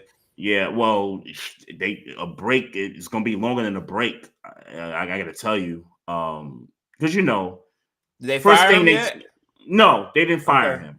But I'm just trying to paint the picture that whenever these guys, get involved in things like this, and when you see them on TV, the first thing you think about is the incident that they got involved in, because it's the most recent thing that happened. So it's no question that he is immediately taking a break from calling any type of games. The other thing I take from it is that, with these assault charges, they talking about 1 to 6 years of imprisonment if, found guilty once they do the investigation and stuff. And already there's been video of him walking inebriated down the street, which, is not enough evidence to, support, what happened to the guy. And prayers to the guy, to the 69-year-old dude also, because he suffered some some wounds to the face as well, some Yeah. injuries and stuff like that. So prayers for all parties involved. It's a rough, tough situation to be in, but this thing just kind of took a turn for the worse, man. It's like you wouldn't expect it. That was the last thing on my bingo card, was Mark Sanchez getting stabbed and then being arrested and then potentially being charged with assault. Well, I ain't gonna say I don't feel no sympathy for Mark Sanchez, but I feel pretty close to no sympathy for Mark Sanchez. Because if I'm listening to what you told me, he was drunk, walked up on somebody that was just working his job and got into a scuffle with somebody talking about you need to move. Who the fuck are you to tell somebody where they need to go and where they need to move? He just trying to do his job and you walking around drunk. I don't know how it got into a fight, but and I'm not gonna sit here and assume that the dude was drunk on his or wasn't drunk on his job. Maybe he was. Let me take that back. I'm definitely going to assume that the dude was not drunk on his job. The dude was doing his job, and if if it comes out that he was drunk on his job or some way belligerent or as belligerent as Mark Sanchez appeared to be, then I'll retract and I'll backtrack from my statement. But Mark Sanchez was the drunk dude that got into some shit that he wasn't prepared for and got poked up. And obviously we don't condone violence and we don't want nobody to get hurt in them situations, but that was a situation he put himself in. Yeah. Just based on from what I'm hearing, that he put himself in because he was under the influence. And niggas drink every day, dog. You ain't gotta get into no situation where you end up getting into an altercation, especially where you're not prepared for what comes with an altercation. You know what I'm saying? So I'm not gonna say he got what he deserved. I'm not here to play judge or jury. I'm just saying, hey, bro, you need to move. You need to move different, because that night wasn't it. And hopefully this is a lesson that hey man, go drink in the hotel. Go car service. I don't know exactly what I don't know the whole situation about what happened and why he was walking where he was walking. But you shouldn't have been walking there. Well, I ain't gonna say you shouldn't have been walking there. You damn sure shouldn't have been messing with nobody. Let's say that. You shouldn't have been messing with nobody at all. And you got into a situation where you messed with the wrong one. And hey, Slim, you gotta hold that. You gotta hold what come with that. I hope he has I hope when he has a moment to himself, if he hadn't already, it's like, damn. Hey, maybe I should slow down, because if that's what I do off the drink, I ain't gonna thank God it wasn't his life. Like it was just some wounds, some stab. Oh yeah, wounds. For sure. Like I forgot to mention that too. Like stab wounds. Like you puncture a lung, the heart. Like you could get like killed. Yeah, I mean, hey, look, he ran up on a 70-year-old man. Like God forbid it was a somebody his age or younger. Yeah. Out there just trying to do their job, or a hothead who hated his job. That's stronger than the 69-year-old dude. Yeah, bro, that could have got ugly, bro. That could have got ugly, and you were drunk, and you still got poked up by. I mean, I'm not, 70-year-old can poke a nigga up just like a 25-year-old could poke a nigga up. But I'm just saying, you gotta move. You gotta move better, dog. You gotta move better, and I hope he learned his lesson. He deserved to get sat down when he gets sat down. I ain't gonna say I wish his job on him. You know what I'm saying? But you damn sure need to get sat down. Oh yeah, no, you forget it. Like the broadcasting career, I don't want to say his broadcasting career is over. Yeah, I'm not gonna go to say that, but he need to be sat down for some months. Right now, you need to go ahead and kiss this situation. Season, but you kiss this season goodbye for certain. Yeah, you need to handle this situation to the forefront, like that. And I'm not gonna go as far as I'm not gonna go here acting like, oh, Mark Sanchez is an alcoholic, or I don't know none of that. Yeah, I know you made a bad decision, and you can't make those types of decisions with that kind of spotlight on you. And when you make those type of decisions, and essentially what it sounds like is that you got your ass whooped by a 69-year-old. That's what it sounds like on its face value. I wasn't there. I ain't seen no video footage. It sounds like you got an ass whooping and got poked up by a 69-year-old. You need to slow your ass down. Fat foe. Yeah, you need to slow your ass down, Slim. Slow your ass down. Let me correct myself because I said assault charge. The charge is actually a level 5 felony battery charge, which carries the 1 to 6 year minimum sentence. Now, level 5, I don't know what that is. Neither do I. But if it's saying it carries a 1 to 6 year sentence, then yeah, bro, you better hope your story is straight because. Well, look, I don't see him doing no jail time. Let's be honest. Let's be clear. I don't see him doing no jail time. Like probation. You don't think so? No, not at all. I mean, like not at all. I mean, he caught the bulk of the punishment. Yes, and you're not going to. I mean, essentially, and the gentleman ended up in the hospital. Also, they both caught the brunt of their respective injuries, no question outside about it. Outside of the fact, and again, this is speculation. We don't know all the stories. Outside of the fact that this dude, meaning Mark Sanchez, went and took it upon himself to engage somebody, and for all intents and purposes, started a physical altercation with a 69-year-old man that was on his job because he was drunk. Right. That's speculation, but just based on what I'm hearing you say, that he started a fight. Right.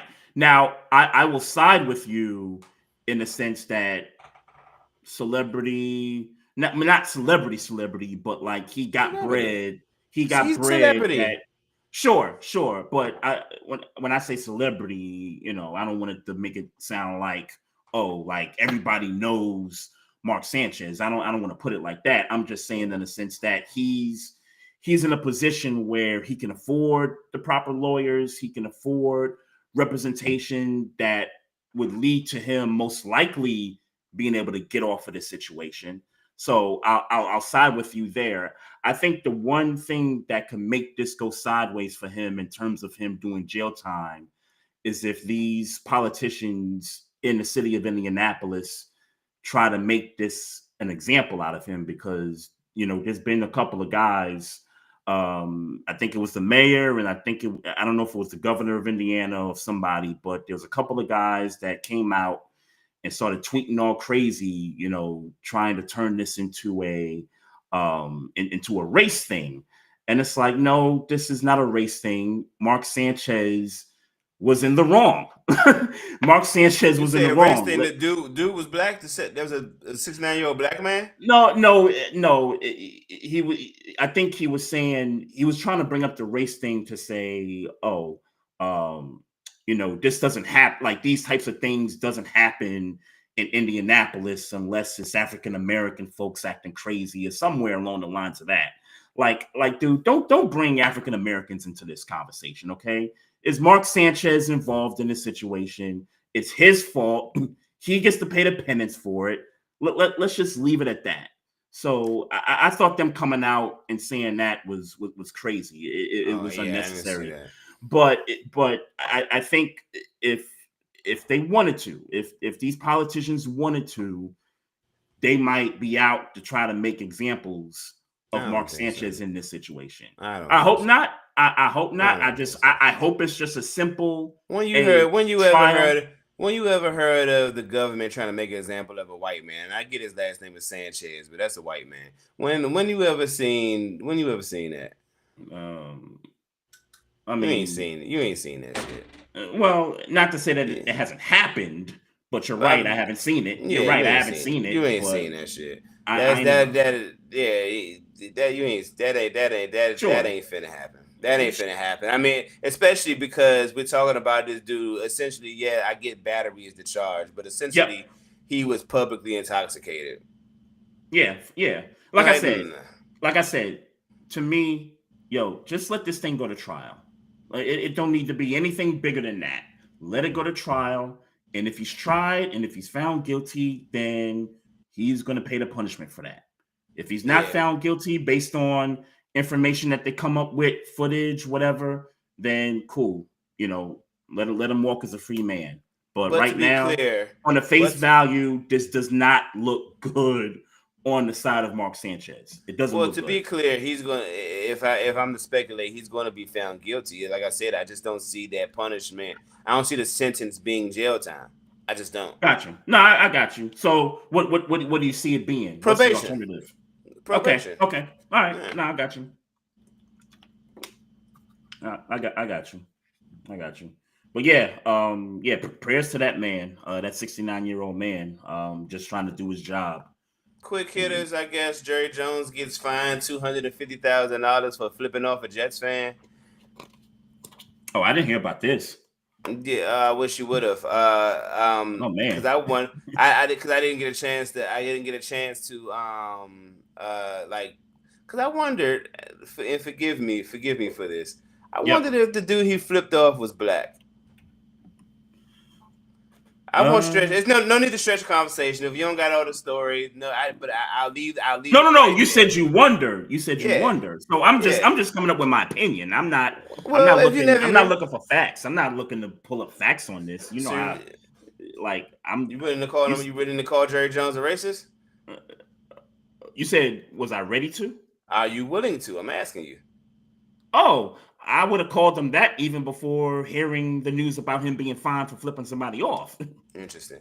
Well, we saw that picture. We saw that picture years ago. I don't know if he's racist. I'm kidding. I'm not gonna go hard and be like Slim racist, but I did wonder that because it's always an underlying thought in my mind. Like I wonder if Jerry Jones is racist, but I ain't gonna go there. Also, I saw that the Cardinals coach got a $100,000 fine for some type of an altercation. Sunday in a game that I called the upset on. Cardinals versus Titans, and the player you're referring to is the player that ran to the end zone and dropped the ball before he got to the end zone. Yes. Which is the second time that's happened. It's happened in 2 weeks. In 2 weeks, yeah. It's crazy stuff right there, man. Simple stuff. Hey, hold on to the ball, just get into the end zone, and then you could celebrate however you want to celebrate. But that was a turning point in that game going into the Titans' favor. And then the other play, I don't know if you saw the highlight, was the Cardinals interception, and dude dropped it, and then the Titans, he fumbled it, and then the Titans ran into the end zone, and that's how the Titans got back into the game. In addition to Kyler Murray left in the third quarter, which I didn't know about. Also, so that's three straight walk-off losses for the Cardinals. In a division where everybody's playing their best ball right now. So Arizona could easily be 3-2, 4-1. Huh? We ain't had no hope for Arizona though. Oh, of course not. Of course not. I mean, based on the way they're playing, like you can make the case they could be 3-2, 4-1, but they are where they are. I expected them to be 2-3 at this point in the season. So that is what it is. But shout out to the Titans for getting their first win. Quick thoughts on the Patriots beating Buffalo. That is a beyond solid win for the Patriots. Yeah. But you know what I found interesting? Josh Allen threw a pass into the stands, and the dude that caught the ball left his seat, ran up the stairs, and out of the stadium with the ball. I like that move. I like that move. Yeah. I mean, I don't see it. Yeah. I mean, I can't, I always wonder how those things work. Like, how do you know this was the actual football that he threw into the stands? And it's not like he did nothing monumental. He just threw a football in the stands. You know what I'm saying? But right. It was during the play, just for context. Yeah, I get that. But it wasn't like, it wasn't the throw right before the throw for the Super Bowl win. Or, you know what I'm saying? Like, it's just a regular ass Week 5 game. But I mean, shout out to him, especially if he secure it and finds out that it can be worth something, like something substantial. Shout out to him. Yeah, for sure. And shout out to Stephon Diggs too. got his lick back. I think 7 catches for 135 46. yards, 146. Yeah. Have you noticed? Have you noticed? I've noticed this about Stephon Diggs this season. Have you noticed his attempt to be more sociable in the media? I remember I guess it was training camp or right before preseason, and he made it his business to come out into the press and say, "Hey, y'all, my name is, that I want to build this relationship with y'all. If we're going to be here, you know what I'm saying? We need to be here. I want to be able to talk with you guys and give you guys good content. But and then when I saw him doing the pregame interview, I was just like, man, this nigga is really trying hard. It's almost like hiding in plain sight. I'm wondering who's going to be bold enough to ask him about Cardi B. Is anybody going to be bold enough to ask him about Cardi B in an NFL setting? That is a very good question. I guess my immediate reaction is that I believe that there's a rule in that locker room to reporters and columnists: do not ask about Cardi B. For some reason, I believe that. I could see that because maybe I'm just messy, or maybe I'm just whatever about maybe the NFL don't really care about rapping. We know that's a lie. Hey, wow, the NFL would mess up and let us in the door, Maestro. They would mess up and let us in. Because my first question would be, "Hey, bruh, what's up with you? Shut your bitch ass up." All right, I shut up. But I mean, nigga, yeah, what's going on with that? Hey, you can't stop me from asking this question though. Hey, man, and I'll see you next week. Yeah. Hey, you want Cardi good? Cause Shorty said a lot. Shorty said a lot in that album, bruh. Like, you gonna toss me out the room?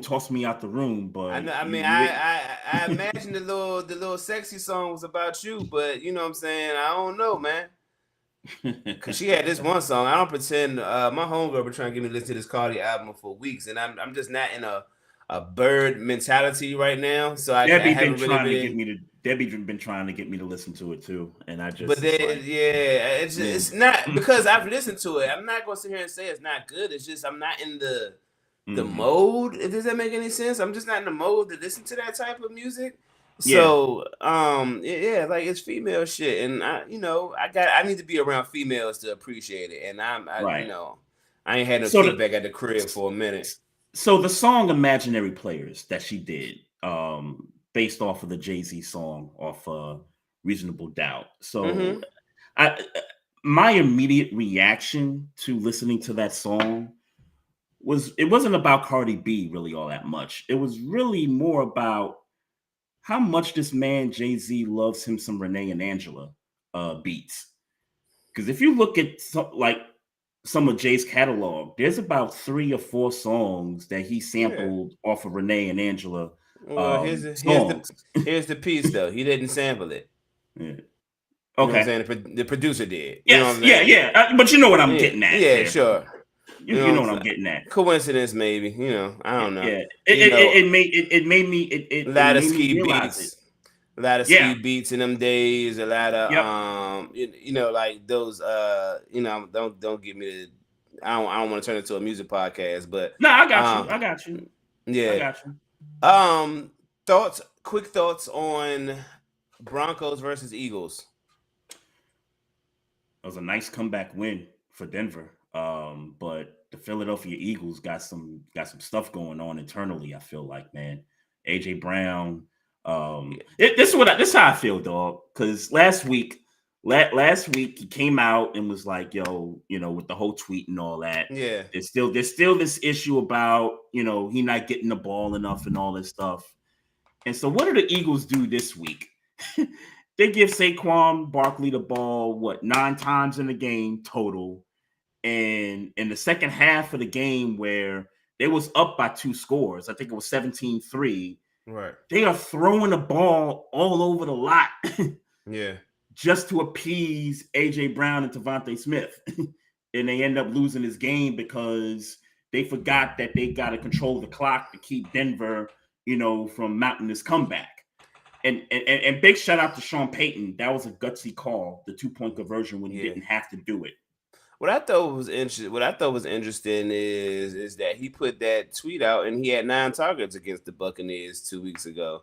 I thought that was interesting, and I hadn't noticed it. I hadn't, I looked it up Sunday, because it was like, he had the tweet or whatever. So let me pay attention to what was going on. It was like, yo, you had 9 targets against the Buccaneers. You had 2 catches, and I don't pretend to know how every target panned out. I mean, obviously it wasn't a catch, but maybe it was an overthrow, whatever. And then it seems on that last play, it seems like AJ Brown was playing defense and Devontae Smith from catching the ball. Yeah. Now, let's be clear. That was a Hail Mary play, right? Yeah, right. Yeah. So AJ Brown was behind Devontae Smith. Devontae Smith had hands on the ball, and it appears that AJ Brown was trying to catch the ball, even though he's seen Devontae Smith in front of him. Now, am I sitting here saying AJ Brown wanted to take the moment from Devontae Smith, and he wanted to get? No, I'm not saying that. What I'm saying though is that there is something to be said when you can clearly see, like, okay, both of y'all jump for the ball, but hey, man, Devontae Smith is in front of you. Why even jump for the ball? Right. Yeah. Why I didn't understand that. I didn't understand that until I started really like thinking about it more in context. Like, yo, this dude really wants the ball. Like he really wants the football. I don't like I said. I do think it's just that simple. He really wants the football. I don't think it was him trying to shit on take a moment from Devontae Smith. I don't think that. I do think as a wide receiver and as somebody who clearly wants to affect the football game, he saw like, ooh, I could get that, and tried to get it without kind of noticing, like, and I'm sure he noticed it, but without thinking about the idea, like, no, dude right there, he might drop it, and maybe I should be behind him to catch it in case he drops it type of a situation. Yeah, man, I did think that was interesting. I thought that was poetic in a sense, that's how they lost the game with the two wide receivers complaining about getting the ball. Fight, dueling in the end to make the play to win the game. I did think that was very interesting. Yeah. That's some wild stuff right there. They got to get back to basics though. And yeah, I'm sorry. Saquon Barkley is Saquon Barkley. There's no reason why he should not be getting the rock. And if that's how you've been winning, it's much like when we talk about Baltimore, it's like, bruh, why do anything else? Yeah. Unless you're behind, 10 points, 14 points, why do anything else? Right. Or unless your offensive line can't block worth a damn. Like we've seen that too. We've seen that. Bad offensive line plays, can't run block. But certainly the Eagles, that's not the Eagles' problem. So shout out to the Broncos, signature win. Yep, signature win. You know what I'm saying? Shout out to them. I think all I was hearing during that game is this pass rusher Benito that we need to start having more conversation about as a premier pass rusher. Yep. So I'll definitely be looking into Benito. Yep. Trying to think. The Commanders got a good win too on the road. Shout out to the Commanders. I mean, nothing. Jaden Daniels is back. Jaden Daniels. He back. Nothing back. Nothing Debo had himself a game. Yeah. And he needed to because McLaurin is still out with the injury. So yeah, I mean, but nothing. I didn't see any. I didn't see any other like notable games, but certainly that Bills game and that Eagles loss, like those were important. We missed one though, because I watched a lot of this Tampa Bay and Seattle in the throwback jerseys. Hell of a game. Yeah. Throwback jerseys, back and forth scoring, touchdown for touchdown. Shout out Njigba and Ibuka, the rookie from Ohio State. Yeah, they showed out. Yeah, for sure. Another late game field goal for the Bucks, man. Yeah. Hey, Baker's in a lot of MVP conversation talk right now. Baker should be. Yeah, no, for sure. I heard somebody. Do you feel like Dak is in the MVP conversation? No, and I I just understand been why hearing people that. I've are. been hearing it. Yeah. I understand why they're putting them there because the defense is so bad. And look, I mean, leave it to the Jets to not take advantage of playing a bad defense. But they smoked the Jets in That's that the game. Jets. I'm sorry. You I'm like, know, I know yeah, they put up 30 against Pittsburgh, but yeah, yeah. No turnovers yet for the Jets defense through 5 games. By the way, yeah, I saw um, that. yeah, yeah. Leave it to And that team. Leave it to them to not take advantage. I don't mean to go. I know we got to do picks, but so I won't go down the rabbit. I want what I. How many more years do we have of Justin Fields is going to be a good quarterback? Or he Not can become many. a good quarterback? Yeah. Not many. Not many. It's the it's 26, the, it's the 26. situation, man. It's the situations, dog. Like if he was with Pittsburgh, and far from me to say it, but Yeah, if he was in Pittsburgh, I feel that the would have same been way. that would have been the best situation for him. I feel the same way. I But feel the same way. he keeps getting into these, Bears is a bad situation.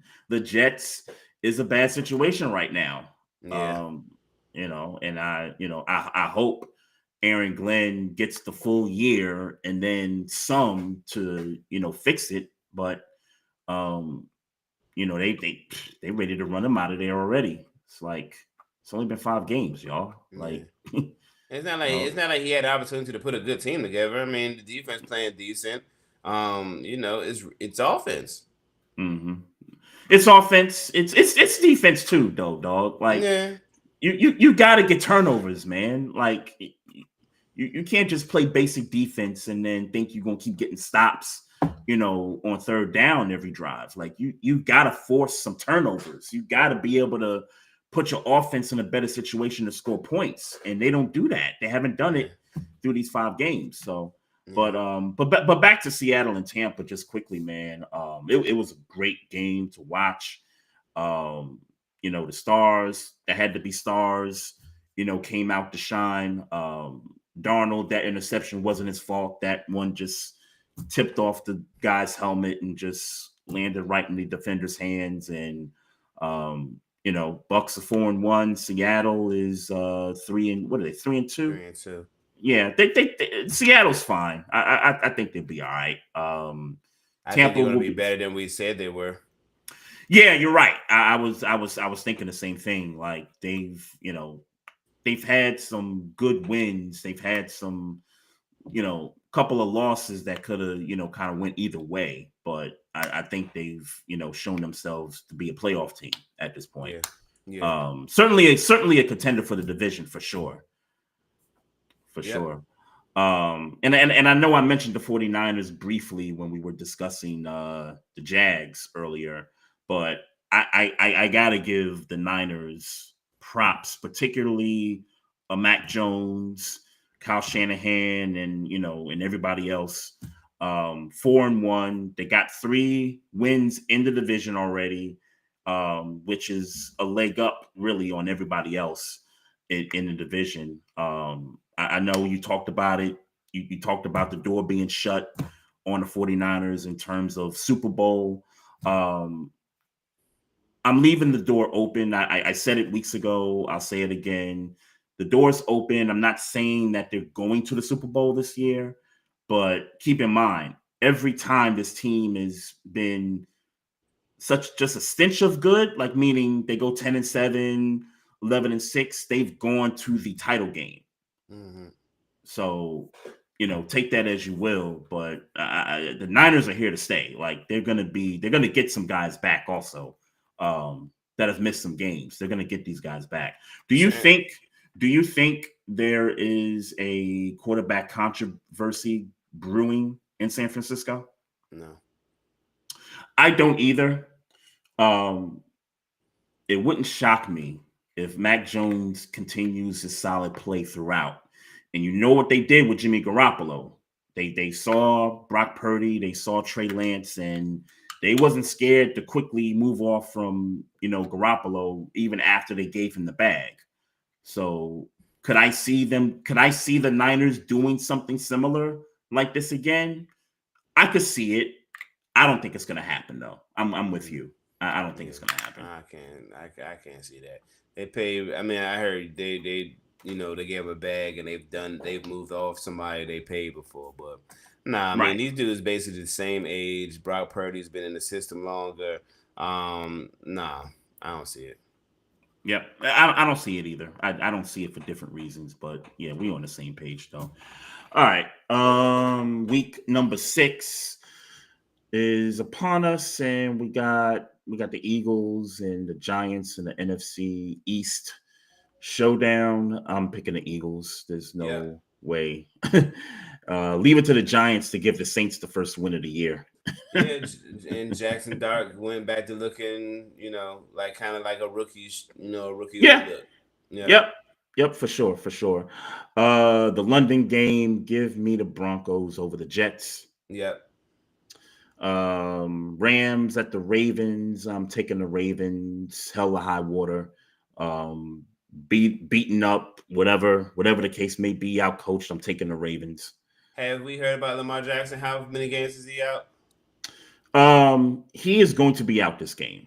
Okay. I think that the idea was he'll miss the Texans game and then whatever else after that before the bye, let him get that full, 3-4 weeks of rest. So okay, that's how I'm looking at that. Give me the Rams. Cowboys at the Panthers. Hey, shout out to the Panthers, man. Great comeback. Dowdle. Yeah, great comeback victory over the Dolphins. Yeah, I mean, how you see this one playing out? I'm still taking the Cowboys, but shout out to Rico. Like I said, shout out to Rico, former Cowboy, had a 200-yard game. I think it's the first 200-yard game this year. Mm-hmm. Yeah, shout out to Rico. Picking the Panthers. Hey, this is. Hey, look, the Dallas defense ain't improved last week. They didn't improve last week. The Panthers got some opportunity to put some points up on the board here. Yeah, but they can't score with Dallas. Well, that part too. I'm gonna call an upset special here. Give me the Panthers. You got a good upset record right now. Yeah. Colts hosting the Cardinals. I'm taking the Colts. Yeah. This should be a good one. Seahawks in Jacksonville. Give me the Seahawks. I'll take the Seahawks also. They seem to play pretty good on the road. Yeah. Chargers in Miami taking on the Dolphins. This is Dolphins are cooked. It's interesting. Yes, it's interesting. Chargers. I think you're starting to see the effects of losing both tackles.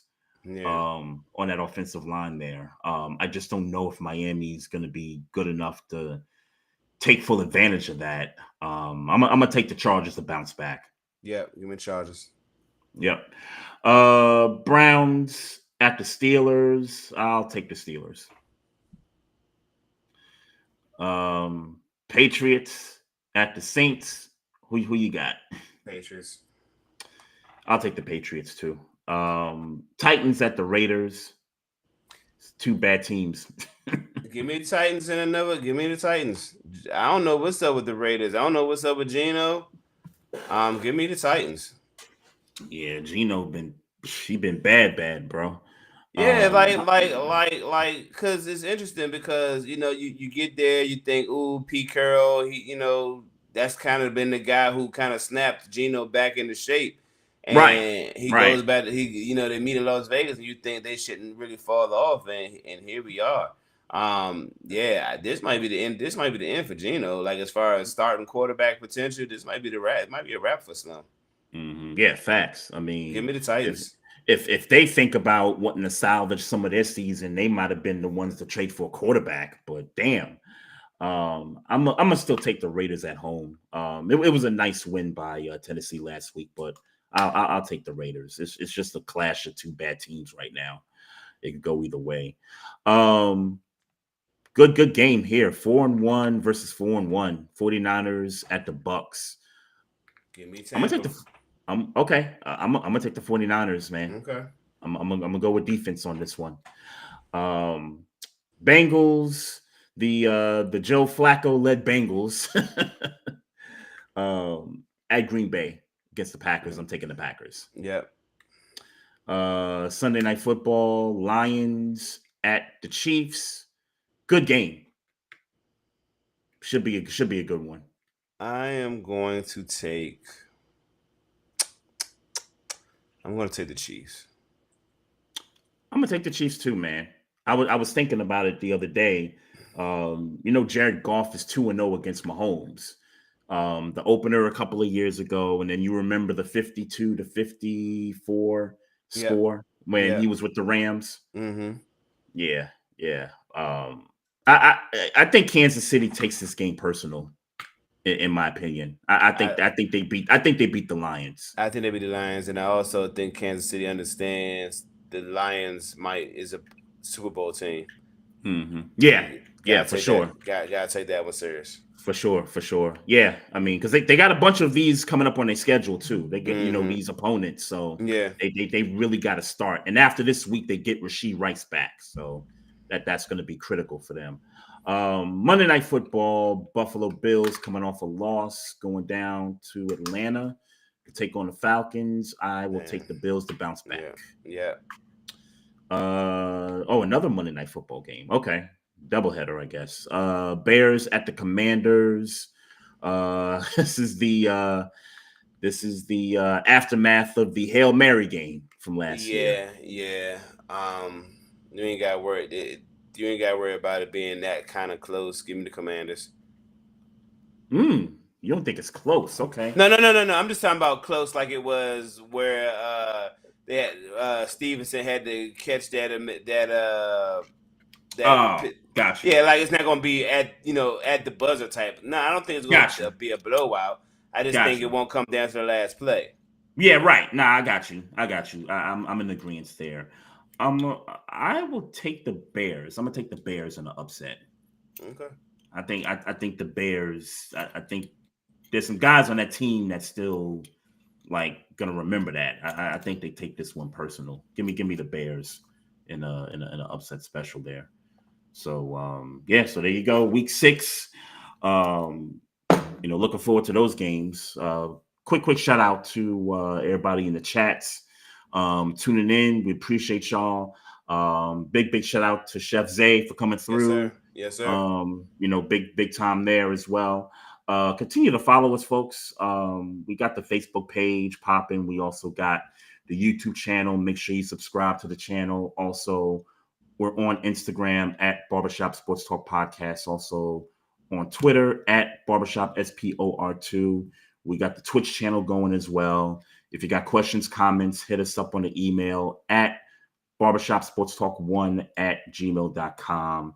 And I forgot to say this the past couple of weeks, but, since we had our 10-year anniversary, fight watch party and everything, we wanted to make sure that we continue to say that we are celebrating 10 years doing the podcast this year. We're still continually celebrating through the end of this calendar year. So we just want to give a quick shout out, to those, A1 day ones and, particularly everyone that, helped us celebrate, a special moment for us. So that's all I got, for this week. Next week, we got another dope one coming to y'all. Love, peace, happiness to everybody out there. And as always, folks, mind your damn business. Drink some water. Oh yeah, we got him. Trey, Frazier, and Maestro styles, we got one. Right back like we left something. We don't duck smoke, we want all of it. So line them up, Trey sharp with the blade, we sizing it up. I'm quick to catch the fade, Styles making the cut. Cause we coming out clean every time that we showing up. It's gonna be called